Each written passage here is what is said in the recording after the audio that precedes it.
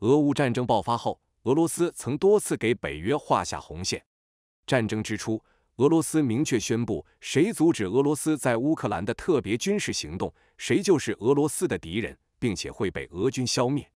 普京还直接在战前试射了核武器，并宣布几乎所有的核武器全部进入战备状态。俄罗斯采取的这一措施的实际效果，大家都看到了，没有国家真的敢挺身而出替乌克兰堵枪眼，所以俄罗斯在乌克兰已经占领了差不多1/4的领土。刚刚，俄罗斯又给北约画下了红线，即如果北约攻击了克里米亚，就是对俄宣战。这是俄罗斯发出的最新明晰信号，同样也是意义重大。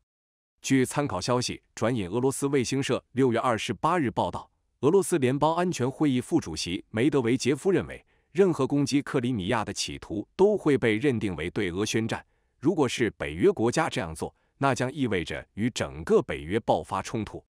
梅德韦杰夫在接受俄媒采访谈及乌克兰一旦加入北约可能产生的影响时，还指出，任何攻击克里米亚的企图都是对我国宣战。如果是北约国家这样做，那将意味着与整个北约爆发冲突。这是3战全面的灾难。梅德韦杰夫为什么做这样的警告？在我看来，根本原因有3个。1. 俄罗斯是在警告北约直接介入乌克兰战争的风险。北约一直在力挺乌克兰，4个月来援助给乌克兰的军备肯定已达数十亿美元，这也正是乌克兰能支撑这么久的根本原因之一。但是，至今北约也是不敢介入的，担心战争扩大，担心北约不得不和俄罗斯直接开战。这一切绝对不是美国所希望的，因为他的首要对手是中国。但站在俄罗斯的角度，客观上也是担心北约真的介入乌克兰的战争，因为北约的介入会让俄罗斯的战争目标难以达到。因此，现在俄罗斯与北约是马杆打狼两头怕，俄罗斯怕北约直接介入俄乌战争，北约害怕自己被拖入战争。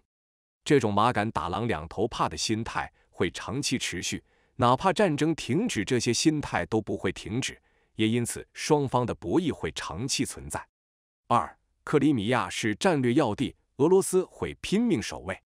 对俄罗斯来说，克里米亚这个地方太重要了，因为如果克里米亚失守，俄罗斯必然失去乌克兰，而接下来直接压力将会压在俄乌边境地区，俄罗斯不但会被严重遏制，还有内部再次出现分裂的风险。现在，北约部分国家蠢蠢欲动，甚至波兰都有参战的愿望和意图。在这种情况下，如果俄罗斯与北约真的爆发冲突，北约真的进攻克里米亚，对俄罗斯来说将是战略性打击和系统性风险。俄罗斯要想稳住，恐怕要付出巨大的风险和代价。在这种情况下，俄罗斯必须提前发出警告，要让北约不敢攻打克里米亚，或者说告诉北约，如果真的攻击克里米亚，俄罗斯将誓死守卫，并让北约付出惨重代价。梅德韦杰夫说，这甚至可能引发第3次世界大战。3. 俄罗斯在为新的进攻做舆论铺垫。俄乌战争最近最大的消息是什么？就是北顿涅茨克的仗打赢了，俄军不但消灭和俘虏了大量乌军，还有一批乌军已经撤到了乌克兰东部的最后一个城市利西昌斯克。在这座城市，迄今还盘踞着大约1万到1.2万乌军，这也就意味着乌东的战争让乌克兰最精锐的部队只剩下了这1万来人，其他军队基本都被消灭了。在我看来，东部10来万乌军10之8、9的精锐都被消灭了，其士气之低可想而知。在这种情况下，乌军退守利西昌斯克并不是长久之计，或者说乌军并不能在这里建立起来有效的防线，不久的将来就会重新丢失这里，乌军也基本上要被彻底消灭了。现在的局面是，俄军一定在为下一步做准备。俄军的目标可不是教训一下乌克兰了事，而是要占领乌克兰，要在乌克兰建立亲俄控制的政权。下一步，俄罗斯不但要在乌克兰南部继续推进，还要在乌克兰北部进行推进，包括进攻基辅，未来拿下乌克兰首都，这些都早已在普京的计划内了，或者说从开始这就是这么布置的，只是战争开始后战术有调整，目标则从未调整。事实上，在拿下北顿涅茨克后，普京又采取了新的重大措施。据俄罗斯独立报6月27日报道，俄罗斯开始从白俄罗斯领土打击乌克兰目标。报道称，据乌克兰方面称，前一天从卡卢加州沙伊科夫卡机场起飞的俄罗斯图 22M3 轰炸机首次在白俄罗斯上空发射巡航导弹。当时，俄罗斯总统普京和白俄罗斯总统卢卡申科正在圣彼得堡会谈。乌克兰总统泽连斯基说，俄罗斯在不到一天的时间内对乌克兰领土发动了45次导弹袭击。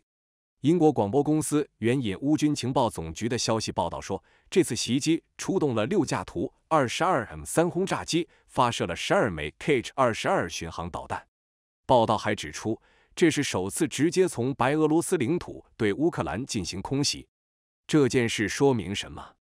在我看来，这意味着2件事：一是俄罗斯的确在乌东取得了决定性胜利，俄军要开始向西推进了；二是俄罗斯已经准备扩大进攻的规模。上述新闻透露2个信号，一个是大规模使用了轰炸机，这在过去是没有的，这表明俄罗斯要加速进攻了；另一个是使用白俄罗斯领土，这表明俄罗斯不但要采取更加有烈度的战争措施，还意味着要扩大战争的进攻面，尤其是白俄罗斯实际上间接参战了。这么一来，战争的规模肯定要扩大了，战争形势也在向深处演化。某种程度上说，这也是普京的真正大招。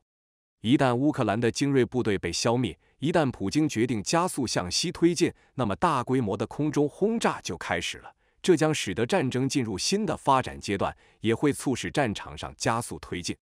既然普京有了这么大意愿和胃口，并且已经开始采取措施了，那么俄罗斯就必须更快拉高北约的战争成本，从而争取更大的战争空间和更多的战争时间。那么借克里米亚来表达俄罗斯的态度，就符合俄罗斯的利益逻辑。大家接着往下看吧。俄乌战争已经进入深水区，并且重大突破即将来临。